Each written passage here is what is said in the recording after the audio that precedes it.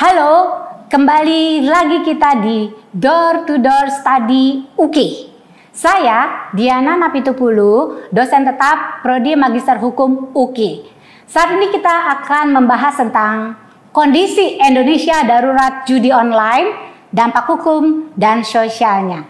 Kita masuk mulai dengan pengertian daripada judi. Judi adalah aktivitas seseorang untuk mempertaruhkan uang, barang dengan harapan memenangkan suatu hadiah atau keuntungan yang lebih besar, tapi dengan resiko kehilangan. Sedangkan judi online adalah perjudian yang dilakukan melalui platform digital, melalui situs web atau aplikasi. Pemain bisa bertaruh pada permainan poker, taruhan olahraga, slot, kasino, tanpa hadir secara fisik.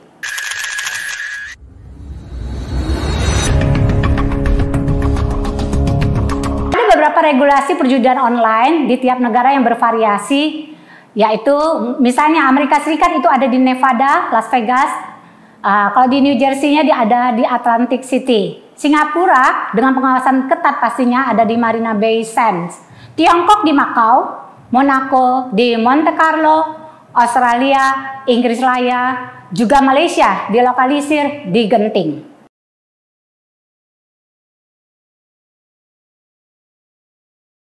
Kalau negara yang melarang pelaksanaan judi onsite dan judi online adalah Indonesia dengan sanksi pidana, Arab Saudi dengan sanksi syariah hukum Islam, Brunei Darussalam dengan sanksi syariah, Pakistan dengan sanksi syariah, juga Qatar.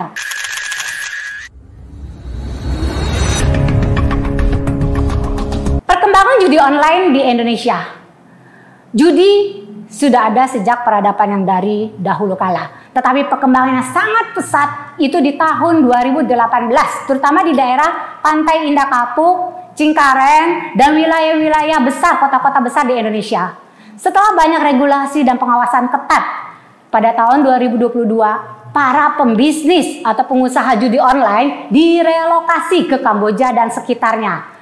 Jadi, mereka dengan menggunakan IP atau server atau domain dari luar negeri untuk menghindari pemblokiran pemain menggunakan virtual private network. Promosi judi online itu bisa dengan customer relationship management, yaitu memaintain para pemain supaya loyal dan menambah saldo di dalam saldonya. Dan juga customer service yang memberikan pelayanan dan servis waktu memainkan judi online. Juga dengan search engine optimization, yaitu bagaimana pencarian daripada situs-situs itu dapat gampang dicari di dalam platform digital. Juga pemasaran digital yang kita sering lihat suka lewat di YouTube kita atau di Facebook kita. Dan juga ada brand ambassador yang dimainkan oleh selebgram atau mungkin artis baik secara langsung maupun tidak langsung.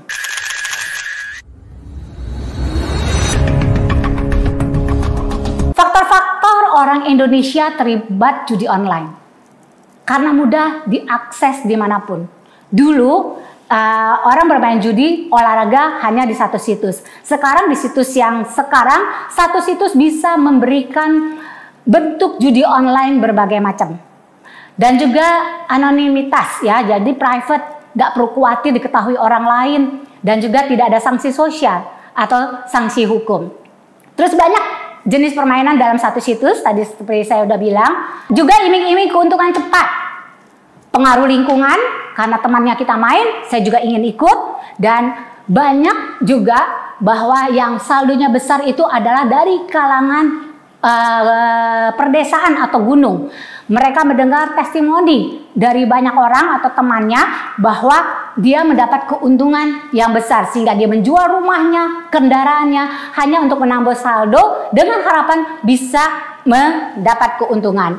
Juga tidak ada hiburan atau hiburan di Indonesia sangat terbatas. Juga promosi dan bonus yang menarik yang ditawarkan oleh berbagai iklan dan juga brand ambassador. Dan juga banyak judi online yang berkedok investasi seperti binary option. Itu adalah judi karena tidak ada perhitungan apapun, tinggal pilih dan rugi atau untung. Juga skema Ponzi, member get member. Juga aplikasi dan situs game investasi. Juga taruhan pada pergerakan forex tanpa hitung-hitungan, arisan online yang berkedok investasi, bahkan aplikasi kripto palsu yang saat ini banyak bertebaran. Juga banyak taruhan-taruhan sosial di olahraga dan sebagainya yang berkedok investasi.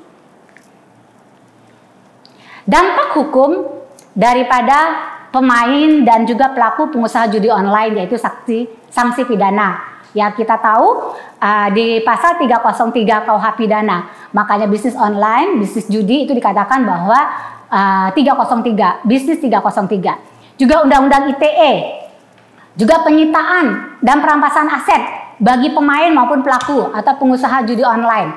Juga penutupan atau blokir situs, walaupun sekarang ini sangat sulit karena IP daripada situs-situs judi online itu ada di luar negeri. Diblokir satu dan kita tahu dengan gampangnya mereka buat aplikasi atau situs-situs berikutnya.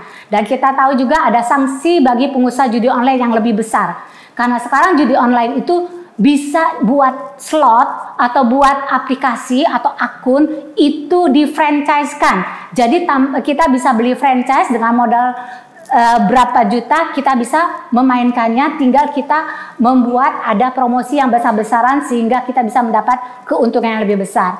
Juga dampak hukum bagi oknum dan aparat, yaitu aparat penegak hukum yang kita tahu banyak menjadi pelindung atau backing daripada judi online. Bahkan kita tahu kementerian yang seharusnya memblokir, menutup judi online itu ketangkap 12 orang, baik yang ASN maupun yang non ASN yang rekrutmennya dilakukan oleh menteri yang saat itu menjabat. Dan itu benar-benar harus ditegaskan dampak hukum dan juga penegakan hukum terhadap mereka. Juga dampak sosial daripada judi online ini adalah kesehatan mental dan psikologis. Karena kapanpun dia bisa memainkan sepanjang dia punya kuota dan ada signal ya. Juga korban ekonomi. Banyak penggemar atau pemain judi online terjerat hutang. Baik hutang kepada keluarga dan juga hutang kepada pinjol. Dan juga masalah atau dampak kepada keluarganya yang akhirnya merasa terasing karena seseorang itu sibuk dengan ponselnya dan juga kepada masyarakat sekitar. Solusi untuk meminimalkan judi online adalah penegakan hukum yang tegas baik terhadap pemain dan juga pengusaha judi online, oknum aparatur sipil negara yang melindunginya. Ya, kita tahu sekarang darurat judi online di Indonesia telah membuat Polri saat ini menangkap beberapa orang di kementerian terkait yaitu Kemeninfo. Kita berharap bahwa ini akan ada multiplier efek untuk memberantas backing judi online lainnya. Juga peningkatan operasi cybercrime dan penegakan atau penangkapannya. Juga blokir situs dan aplikasi judi online secara berperiodik. Karena kita tahu IP judi online itu banyak di Kamboja dan juga negara-negara sekitarnya. Jadi begitu diblokir, mungkin nanti malam bisa dibuat lagi situs. Jadi pengawasannya dan juga pemblokirannya harus dilakukan dengan konsisten secara berperiodik. Juga pengawasan keuangan oleh OJK, PPATK, dan BI. Karena kita tahu follow the money. Kita bisa tahu siapa pelaksana atau pelaku besarnya dengan kita mengikuti uangnya kemana. Juga dukungan untuk korban, untuk direhabilitasi. Karena judi itu edik dan itu kecanduan. Dan dia perlu direhabilitasi mentalnya. Juga kerjasama internasional, bikin perjanjian antar lembaga, misalnya PPA Polri dengan kepolisian negara tetangga, juga perjanjian ekstradisi sehingga jika ada pelaku judi online yang lari ke luar negeri dapat kita ekstradisi masuk ke dalam jurisdiksi hukum Indonesia. Dan juga pengembangan alternatif hiburan positif. Berikutnya edukasi dan literasi kepada anak-anak muda, anak-anak sekolah yang saat ini banyak yang edik kepada judi online. Karena dengan uang 10.000 dia bisa memainkan suatu judi permainan game yang sederhana yang akan membuat atau membakar adrenalinnya sehingga menjadi adiktif terhadap judi online. Itulah sekedar tentang kondisi negara Indonesia, tentang darurat judi online yang kita perlu antisipasi dan kita perlu buat literasi dan edukasi supaya ini nggak merambah kepada anak-anak didik kita dan masyarakat sekitarnya. Terima kasih, sampai jumpa di lain waktu. Oke, Kak. Kurang. Nah, Bu.